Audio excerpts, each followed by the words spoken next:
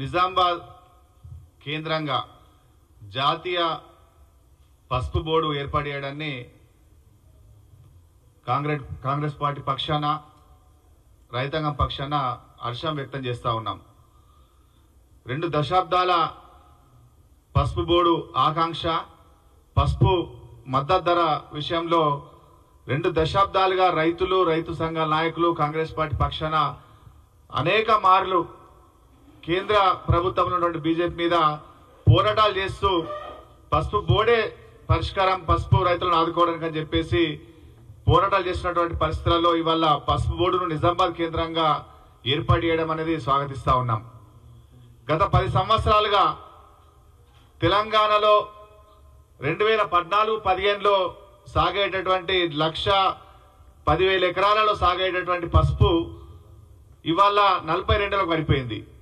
అంటే పసుపుకు మద్దతు ధర లేక కేంద్ర ప్రభుత్వం ఇచ్చినటువంటి మాట ఏదైతే బోర్డు ఉందో బోర్డు ఏర్పాటు చేయకపోవడంతో ఎంఎస్పీ కూడా ఏర్పాటు చేస్తామని చెప్పి చేయకపోవడంతో ఇవాళ తెలంగాణలో పడిపోయినటువంటి పసుపు సాగు ఇది క్రమంగా మహారాష్ట్రలో దాదాపు పెరిగింది. అంటే తెలంగాణలో పెట్టుబడి పెరిగి ధర లేక రైతులు ఇది వద్దు అనేటటువంటి వదులుకున్నటువంటి పరిస్థితులలో ఈ రైతాంగం కోరుకున్నటువంటి బోర్డు ఏర్పాటు చేయడంతో మళ్ళీ పసుపు సాగు పెరుగుతానటువంటి ఆశ రైతులలో మొదలైంది.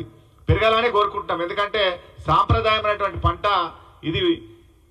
ఇది ఖచ్చితంగా కాపాడుకోవాల్సినటువంటి బాధ్యత అందరి మీద ఉంది. ఈ పంటను కాపాడుకోవాల్సినటువంటి బాధ్యత ప్రతి ఒక్కరి మీద ఉందనేటువంటి విషయం చెప్తా ఉన్నాం.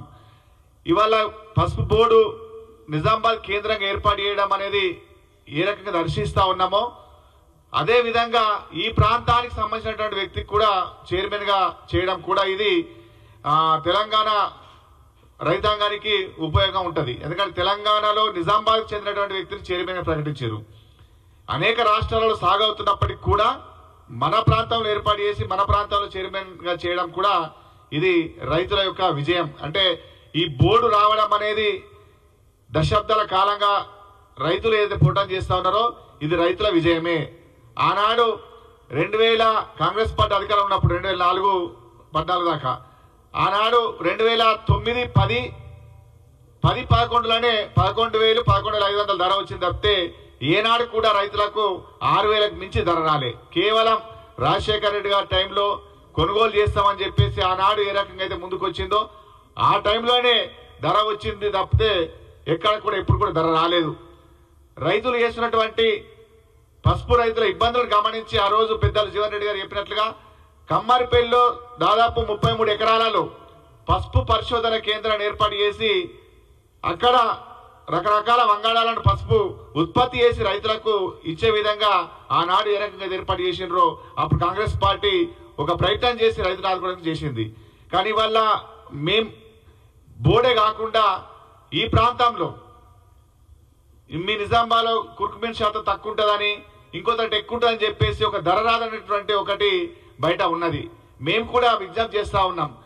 ఏదైతే మన ప్రాంతంలో పసుపు పండిస్తా ఉన్నారో ఏదైతే కుర్కుమీన్ శాతంతో ధర వస్తుందని చెప్తా ఉన్నారో ఇక్కడ పండేటటువంటి పసుపుకు ఏం చేస్తే కుర్కుమీన్ శాతం పెరుగుతుందో ఆ దిశగా ఈ బోర్డు రైతులకు సూచనలు చేసి రైతుల్ని ఆ దిశగా వ్యవసాయం సాగు చేసే విధంగా ప్రోత్సహించాలని చెప్పి చెప్తా ఉన్నాం. అట్లాగే ఈ బోర్డు కార్యాలయం కూడా ఒక స్పైసీస్ బోర్డు ఏదైతే ఉందో దాంట్లో కాకుండా సపరేట్ గా ఒక పసుపు బోర్డు కార్యాలయం ఏర్పాటు చేసి దాని విధి విధానాలను దానికి ఏదైనా నిధులను కేటాయించి సిబ్బందిని ఏర్పాటు చేసి ఆ దిశగా తొందరగా ఈ కార్యక్రమాన్ని పసుపు బోర్డు ఏర్పాటు చేసే విధంగా పూర్తి స్థాయిలో నిర్మాణం చేసే విధంగా కేంద్ర ప్రభుత్వం చొరవ చూపాలని చెప్పేసి రైతాంగం పక్షాన కేంద్ర ప్రభుత్వాన్ని కోరుతా ఉన్నాం.